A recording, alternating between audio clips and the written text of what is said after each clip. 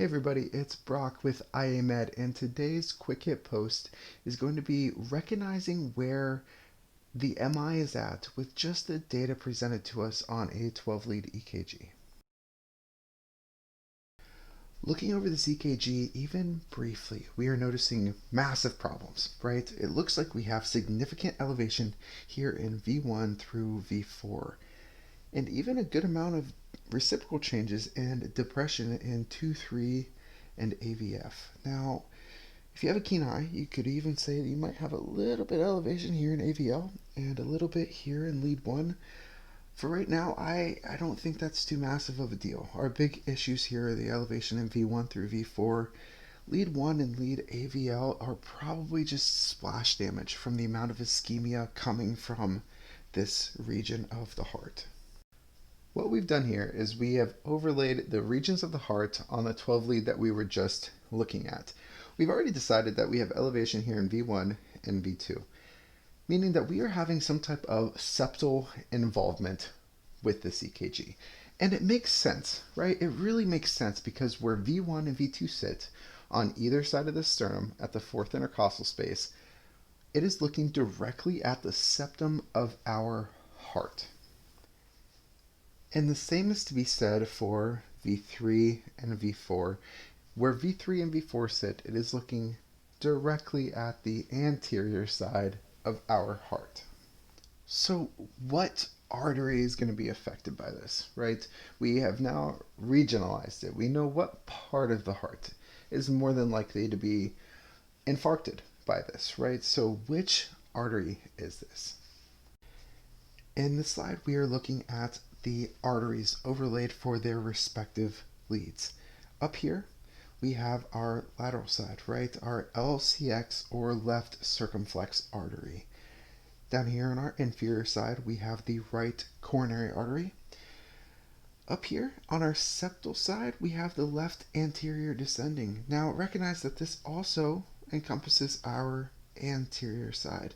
And how I always like to remember this, and this might make zero sense to everybody else, but for some reason it stuck with me, is that this LAD looks like an upside down and mirrored L. Granted, I think that's a heck of a stretch, but for whatever reason, that is how I've always remembered that this is the LAD.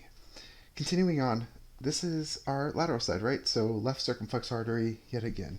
And I have this up here, the LMCA for AVR.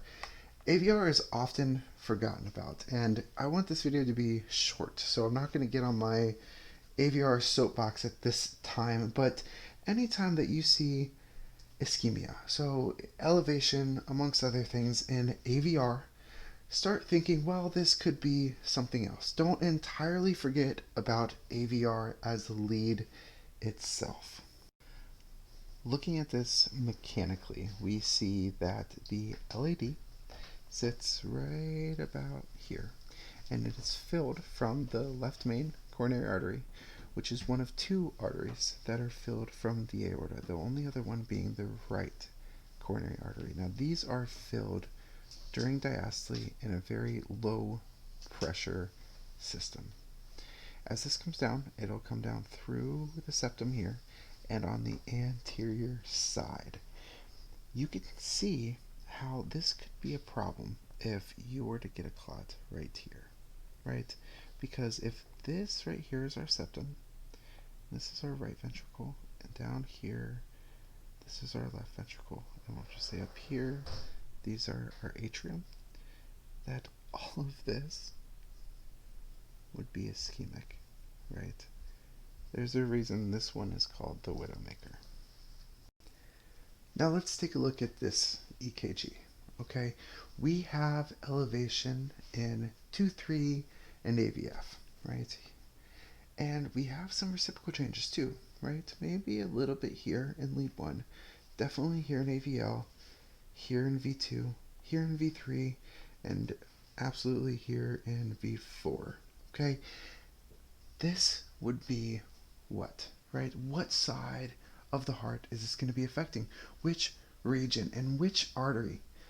And what are we going to do about it? Is there anything different that we should do?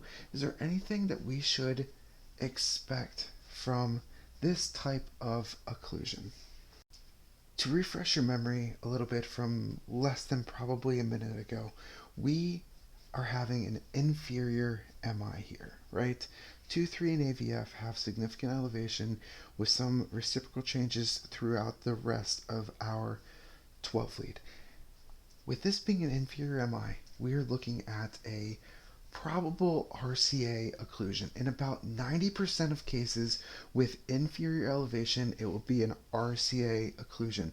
That 10%, it could be a left circumflex occlusion, and that is just to confuse you. But just remember that an RCA occlusion is more than likely in 2, 3, and AVF.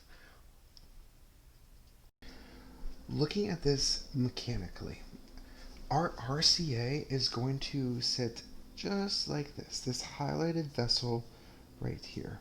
Now, like the left main coronary artery, it is filled from the aorta during diastole in a very low pressure, passive manner.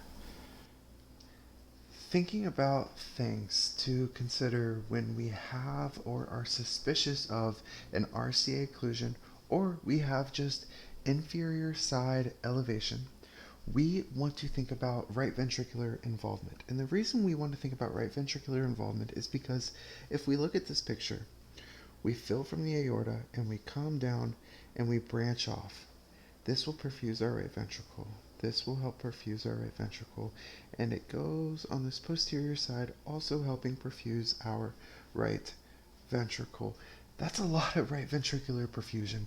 And so if we were to cut off, say right here, this is where our clot was. This is gone, and our posterior side is starting to become compromised. And with those hearts becoming compromised, they become very preload dependent, meaning we must be very cautious giving nitroglycerin to these right-sided inferior RCA myocardial infarctions. Another thing that we want to be at least cognizant of is another branch in this RCA. Way up here, that supplies our SA node. And with the RCA supplying our SA node, we might have a profound bradycardia for those patients that have an SA node that has become ischemic due to a clot or whatever is causing that occlusion. So just a tool for the toolbox when you might have a patient presenting with an inferior MI and a profound bradycardia.